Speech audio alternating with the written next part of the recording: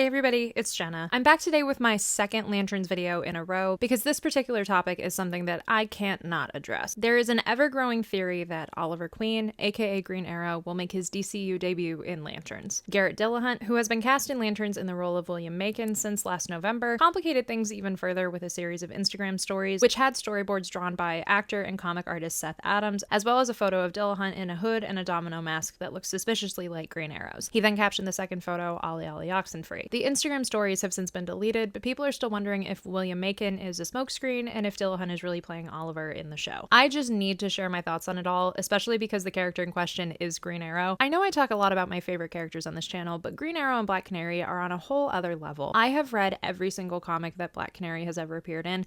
I'm not joking. And just off camera, this wall is completely covered in merchandise for both of them. I feel like a fire burns in my chest whenever I talk about either of them. So I do not play when it comes to Green Arrow, and I can honestly talk about him for hours, but I can start to scratch the surface when it comes to this particular theory. I'm not going to say that it is completely or totally impossible that Dillahunt might be playing Ollie, but a lot of the pieces are not adding up. Even though he has shared a number of small behind-the-scenes looks at Lanterns since production began in January, storyboards and a first look photo from the set are something else entirely. Something that would have, for lack of a better term, made it to the grid and not have been posted to stories on a random Wednesday afternoon. It also would have most likely involved a more official post from DC and or James Gunn, as has been the case for every first or partial look that we've gotten for the DCU so far. There's also the fact of the matter that the domino mask appears to exactly match the one that was used on the CW's Arrow, which you can currently buy multiple replicas of on Etsy or stores of that nature. If anything, I could see this being some sort of personal collaboration between Dillahunt and Adams, either for an unofficial art piece or some sort of fan project or fan film, rather than something that's officially tied to Lanterns. Honestly, if Dillahunt was dressed up as any other character from the DC canon, we probably wouldn't have thought anything of it, but the fact that it is Ollie only complicates things further. Ollie and Hal Jordan have a long-standing history in the comics, particularly with Denny O'Neil and Neil Adams' hard-traveling hero storyline of the 1970s, which saw the two of them road-tripping across the country to fight various social injustices and learn more about themselves in the process. I already did a video when Lanterns' first look was released about how the show is absolutely giving hard-traveling heroes vibes, even as it amalgams together multiple eras of Green Lantern comic canon. And I will admit, from the second that Lanterns was announced, I have hoped for some sort of reference or acknowledgement to Green Arrow. But given what we do already know about the show, I feel like it would be a bit of a leap for Dillahunt's role to ultimately be Ollie, even if he might be a contemporary in age to Kyle Chandler's Hal Jordan. Dillahunt's character of William Macon is described as, quote, a self-righteous cowboy and a conspiracy-minded man who masks his ruthless ambition behind a charming and calculated facade. Sure, a lot of those adjectives could theoretically describe Ollie, who is often brash and outspoken to a fault and who is extremely passionate about social injustices and getting other superheroes to recognize them. But him being, quote, conspiracy-minded and having a, quote, charming and calculated facade would be a lot darker than how he is normally characterized in the comics. I think a lot of people aren't realizing that because their only frame of reference for Ollie is Arrow, which is a whole separate conversation in and of itself. I also think a lot of people just aren't doing research and reading these character descriptions at all, which is also just a larger problem with fandom and misinformation and media literacy. Jason Ritter has also been cast as William's son, Billy Macon, who is described as, quote, a good-looking charmer who does his father's bidding. Capitalizing on his family's reputation, he clings to his small-town ego and has everything to lose. That description would be, at absolute best, a massive stretch for Oliver's surrogate son in the comics, Roy Harper. Even with the DCU baking in its history and multiple generations of superheroes, it would be a bold choice to have Oliver and maybe even Roy introduced this late into their stories, much less in the tapestry of a Green Lantern show, which is already having to culturally reintroduce the Lantern mythos to audiences after more than a decade of it being a punchline, and much less as antagonists, because even at their most argumentative or big-headed or out of character, Oliver and Hal aren't at odds with each other for very long. Again, I'm not ruling out the small chance that I could ultimately be proven wrong, but my theory is that the Macons could be a new take on the wealthy Hand family, with William Hand, the self-described black sheep of the family in the comics, ultimately becoming the villain turned harbinger of death known as Black Hand. 1971's Green Lantern number 84, which is part of the hard-traveling heroes run, even has Hand helping a mega corporation brainwash a small town into doing their evil bidding. A storyline that could be fun to see modernized in the Nebraska setting and the, quote, darker mysteries and reckonings that we're getting from Lanterns. Black Hand would also line up with the other antagonists that we seem to be getting in the show, with Sinestro already confirmed and the theory that we might be getting Atrocitus, which I covered in my most recent video. Would I still love for Ollie to be acknowledged in Lanterns in some way, or maybe even make an appearance? Absolutely. Myself and plenty of fans have waited for years to see see Hal and Ollie's dynamic on screen, with the closest we've gotten being a number of very small, basically inconsequential Easter eggs on Arrow. But even if we did get it, I don't think it would be one of the main focuses of Lanterns, in part because, like I mentioned, the show is already needing to cover so much groundwork with the actual Green Lantern lore, and the Green Arrow family and mythos is already expansive enough to fill its own solo project. I also wouldn't be surprised if DC Studios has different plans for Green Arrow in the larger DCU, because I definitely have my own thoughts as to what I would want those plans to be. As James Gunn has repeatedly shared his love for both Ollie and Dinah, and of course he snuck the reference to Ollie into Peacemaker's season 1 finale. Actually heard that's true about Green Arrow, but that's the first thing he said that's real. Do you want to see Green Arrow appear in the DCU? Do you think he could be appearing in Lanterns? Share your thoughts in the comments below, and please don't forget to like, subscribe, and share with your friends if you haven't already done so. Merch is available at the link in the description. As always, you can find me on social media at Hey It's Jenna Lynn. Thank you all so much for watching, and as always, go read some comics, but especially Green Arrow comics.